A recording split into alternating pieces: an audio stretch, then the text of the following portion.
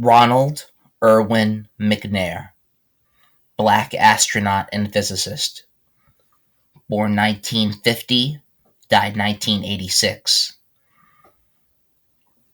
Ronald Erwin McNair earned the mournful distinction of being the first black astronaut to die during a space mission. A physicist and a mission specialist, McNair was one of the 7 astronauts killed in the explosion of the Space Shuttle Challenger on January 28, 1986. McNair was born on October 21, 1950, in Lake City, South Carolina. His father, Carl, was an auto mechanic. His mother, Pearl, was a teacher. McNair attended Carver High School, which in 1962 was still segregated. He became a saxophone player of some ability there and graduated in 1967. When McNair enrolled at the North Carolina Agricultural and Technical University, he initially selected music as his major.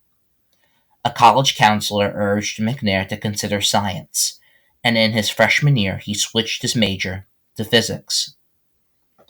McNair earned a Bachelor of Science degree in 1971, and then enrolled in the graduate program in physics at the Massachusetts Institute of Technology.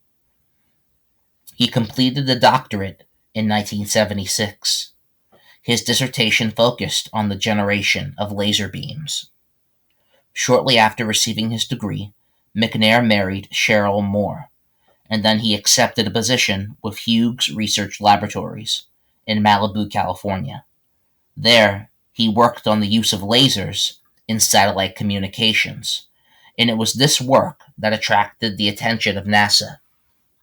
His application to the astronaut training program was accepted, and in 1978, he and his wife moved to the Johnson Space Flight Center near Houston, Texas, so McNair could begin the 6-year training program required for Space Shuttle crew members.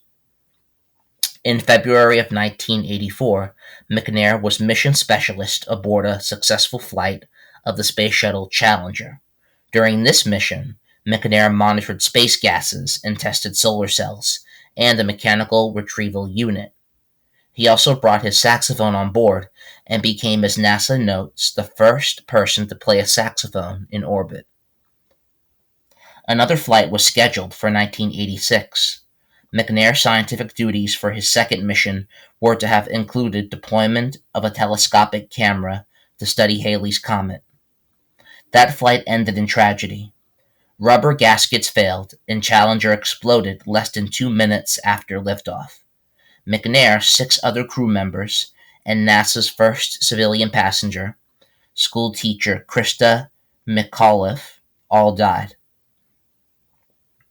After his death, Lake City renamed Carver High School for Ronald McNair. Citations are in the description.